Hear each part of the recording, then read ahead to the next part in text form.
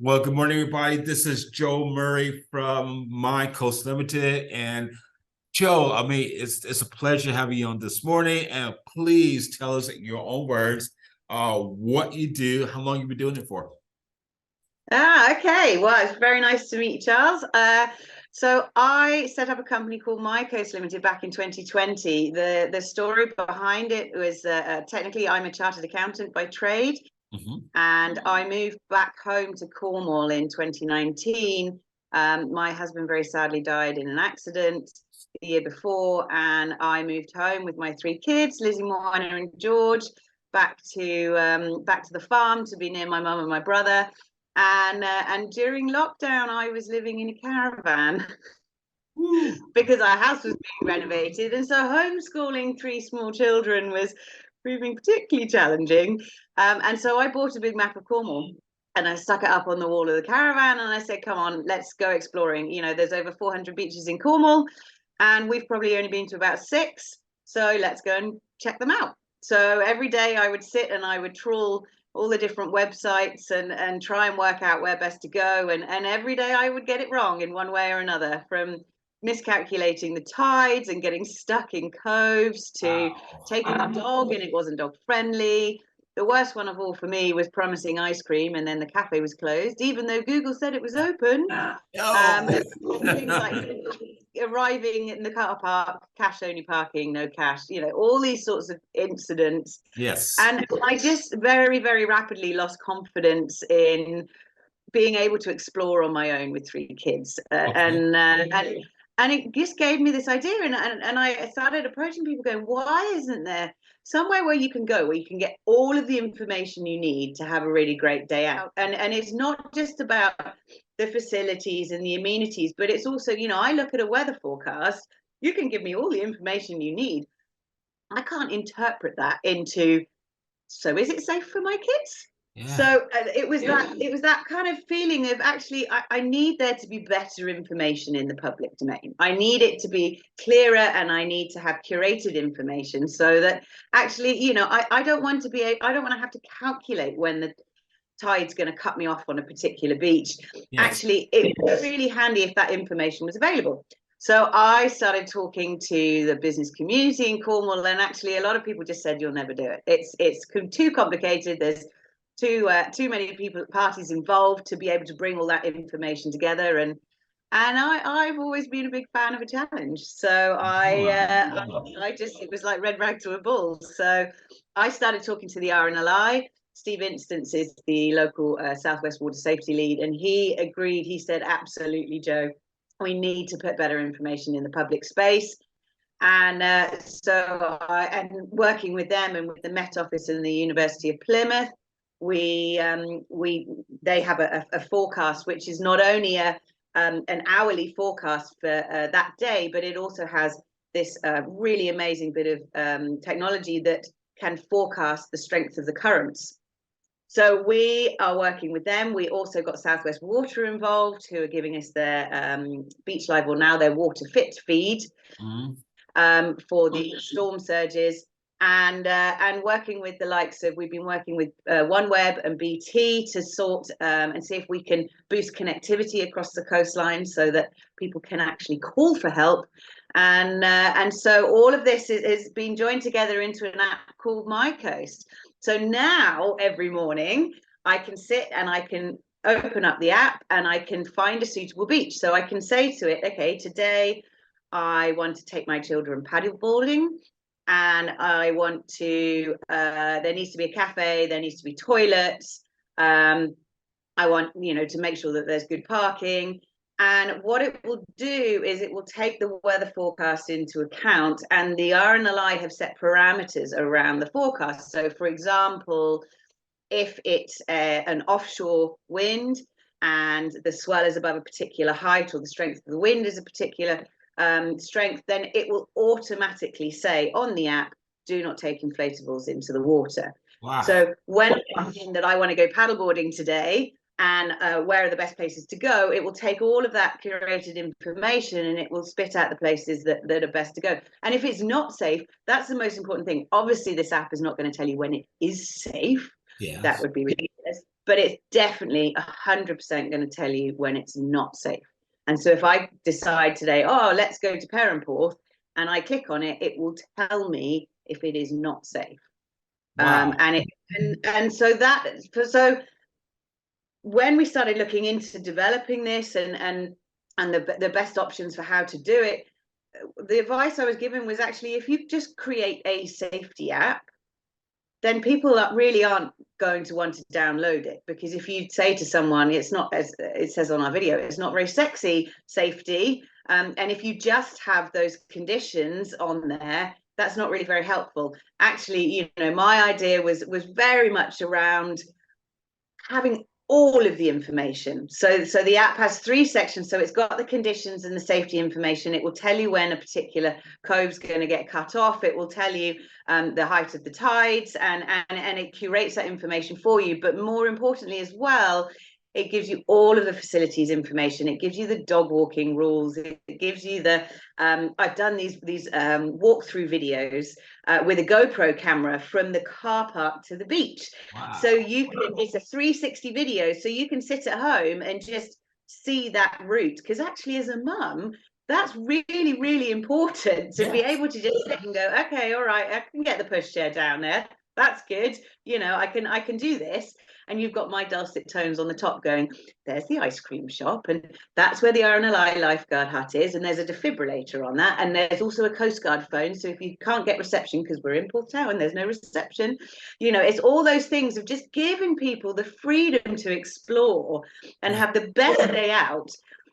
The other section we've got is obviously the amenities. So the amenities, we're splitting it into sections, obviously food and drink and shopping and equipment hire. So actually it showcases all of the businesses in the area, and businesses will be able to sign up to sponsor a beach or be a featured business at the same time.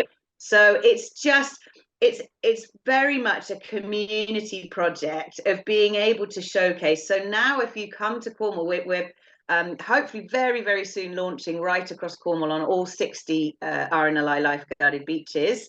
And that's what we're working on, hell for leather at the minute. And so actually, you know, eventually, once we've got a lot of development and a lot of testing to do, but eventually, you know, you'll know, we'll be able to say how busy beaches are, how busy the car parks are, how busy the area is, and spread people out. You know, because actually we don't need 25,000 people on Perranporth Beach each day in the summer. It's dangerous for everyone. It's less enjoyable. You know, why don't, if we can say to those people, look, instead of going to Perranporth today, why don't you go here, here, or here? And you spread out their economic benefit. There's less queues, there's less traffic. So it's very much a project for Cornwall. And the further we get down with the development, you know, we've got so many things we want to do. I could talk for hours on all of the things that we want to do. We're developing a push notification system that you can actually geofence these pushes to like a meter. So we're testing it with the RNLI, so they can send push notifications to people on the beach if there's been an accident. And the fire and rescue service are keen to use it for if there's like a controlled gorse burn on Bodmin Moor, we can send a geofence push so that if you drive past it, it just says, please don't call 999. It's a controlled burn, to try and alleviate the pressure. You know, I love being Cornish. I'm so proud to be Cornish, but it is hard. In the summer, it's really, really hard, because, you know, it's heaving, and all of the best places that you think might possibly be quiet aren't. And so actually this is yes, okay, it's for the tourists and it's very much an invaluable tool for them, but this really is for the locals to be able to communicate with them and give them this information on busyness and the safety information on what's happening on the coast. And I've hooked up with Airbus. We're really keen to try and see if we can use Earth observation for monitoring coastal erosion, so that not only we can tell the council when there's been a slip, but at the same time we can tell the general public that there's been a slip. So there's a whole load of amazing technology that we can use now, and I'm really excited for the future. So I'm excited for you as well. I'm really excited about this. Wow. And what do you, I mean, obviously I'm sure there's been many challenges that you may have come across and hurdles as well, you know, as a business leader, especially I could imagine like 2020 COVID, everything that's taking place. I mean, you had those challenges and hurdles, and I'm conscious of time. I know we got to do this in 15 minutes, but tell me, what is your main challenge for you right now as a business leader? So my main challenge right now is we're having a serious delay with our government funding. Yep. That we were kind of expecting it to come through in like January, February, and the administration has been really slow. Okay. And we've now been told we won't find out until the beginning of June. So Wow. funding has always been the main issue. And we, don't get me wrong, I've been so lucky. All of our stakeholders have done provided information for free, mapped hazards. The RNLI have done a lot of work for us for free, and so we've been really, really grateful to everyone for providing their data and everything. But the funding side of things, you can't build a platform like this without having funding behind it. And That's right. that's the major issue for us, is that we're pretty much ready to launch, but we have to wait until we can get this government funding sorted, which is such a massive frustration, because people die. Every year in Cornwall, at least 15 people die on the coastline, and I just, we made it abundantly clear at the beginning of, when we were pre-approved for this project, that we needed to get it up and running as soon as possible, to make sure that we could make sure that anyone who comes down here, and the locals as well, could have that curated information. And yeah, it's frustrating when things are held up by paperwork. So yes, that's true. And I was gonna say, with that being said, I mean, because you got to be patient, obviously, and especially wait for funding. And so with that being said, I mean, what have you learned about yourself as a business leader since you've been doing this? I mean, I'd like to know that. I must admit, actually, I was taken to Australia with the Department for Business and Trade and the UK Space Agency on a UK delegation back in February. And for the last kind of 2.5 years, I really have put my heart and soul into this. And I, as a single mom with 3 kids, I've been working ridiculous hours into the evening. And I went to Australia. It was an incredible trip, and I got so much out of it. But I got back, and I really did. I was very unwell. I caught norovirus off my daughter, which is something I wouldn't normally pick up, but my immune system was really low, and I very much learned that actually I'm not superhuman. And that work-life balance is, I mean, the passion that I have for this project, and the need for it, and the fact that I want to get it out for the summer. I've pushed so hard that, my biggest lesson that I've learned is, you are still human, Joanna. You absolutely right. Yes, that's right. You need to step away from your laptop. You need to spend time with your kids. You need to drink water.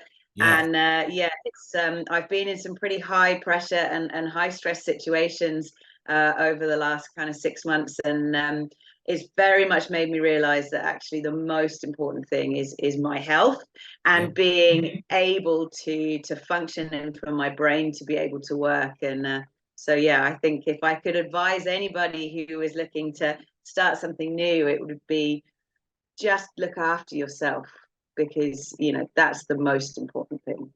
That's great, and that's really great advice. And I mean, it's gone by so quick, but that concludes the interview. But wow, like I said, I could be speaking to you for hours, because I know. Well, I'm sorry, I do. No, honestly, I could talk about what we're doing for so long. So, but I'm so grateful to talk to you, Charles. It's been lovely. Yeah,